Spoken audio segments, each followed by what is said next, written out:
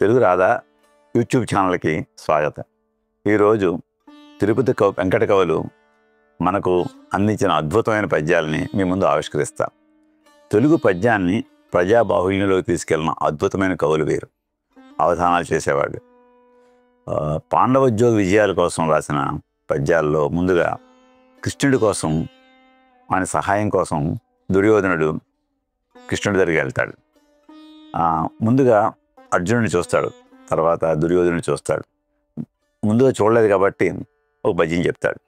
బావా ఇప్పుడు వచ్చి తీవు సుఖులే ప్రాతల్ సుతుల్ చుట్టముల్ నీ వాల్యబ్బన్ను పట్టు కన్నుడును మున్నేలును సుఖేపోతలే నీ వంశోనిధి గోరు భీష్ముడును ద్రోణాది భూదేవులు స్వయమును అసింగుదరే నీ తేజంబు హెచ్చించుచున్ అని చెప్పి పద్యం చెప్తాడు.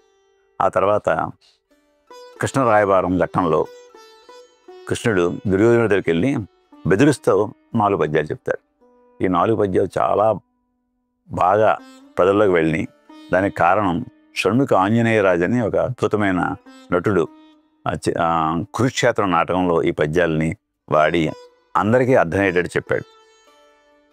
ముందుగా జెండాపై కపిరాజు ముందు శితవాజి శ్రేణింగూర్చి నే దండముకుని తోలు చందనము మీదన్ నారి సారించుచున్ గాంధీవము ధరించి ఫల్గునుడు నీ ముఖం చెండుచున్నప్పుడు ఒక్కండు నీ మురాలకింపడు కురుష్మానాద సంధింపగం అని బెదిరిస్తాడు. నేను రథం తోలుతున్నప్పుడు అర్జునుడు నా రథం ఎక్కి గాంధీవం పట్టి నీ మోకలను ఒక్కొక్కడిని చెప్పేస్తున్నప్పుడు అప్పుడు ఎవరు నీ మాట వినరు, ముందే సంధి చేసుకోమని చెప్తాడు. సంతోషంబున సంధి సేయుదురే వస్త్రం బుచ్చుచో ద్రౌపది కాంతం చూసిన నాడు చేసిన ప్రతిజ్ఞలు తీర్ప భీముండు నీ పొంతన్ నీ సహజన్ము రొమ్ము రుధిరమ్ము చేసిన నాడేని నిశ్చింతన్ తద్గదయున్ సదూరయుగమున్ ఛేదించునాడేనియున్. భీముడు ప్రతిజ్ఞ చేశాడు కదా, నీ తొళ్ళ వెళ్ళగొడతానని, మీ తమ్ముడి యొక్క గుండు చీలుస్తాడని. అప్పుడు ఏం ఉపయోగం లేదు సంధి చేయడం, అలా ముందే సంధి చేసుకోండి. అలుగుటయే ఎరుగని మహామహితాత్ముడు అజాతశత్రువే అరిగిన నాడు సాగరములన్నీ ఏకము గాకబోవు నీ కర్ణులు 16,000 నొత్తురు చత్తురు రాజరాజ నా పలుకులు విశ్వసింపము విపన్నుల ఆర్తుల గావగన్.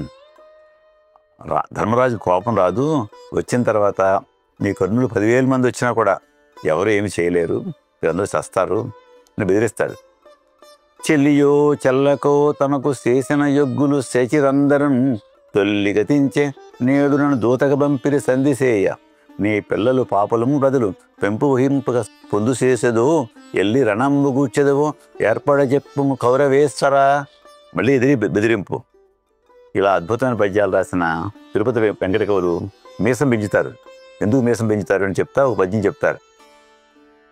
దోసమటరింకియు దుందుడు గొప్పగా పెంచినారమీ మీసము 2 భాషలకు మేమి కవీంద్రులమని తెలపగా రోషము గల కవివరులు ఎవరైనా మమ్మ గెలువుడు గెలిచిరేని ఈ మీసము తీసి మీ పద సమీపమున తల నుంచి మొక్కమే అని గర్వంగా చెప్పారు. సో ఈరోజు తిరుపతి వెంకట కవుల గొప్పదనాన్ని చెప్పుకున్నాం. వచ్చే వారం ఇంకో కవి గురించి చెప్పుకున్నాం.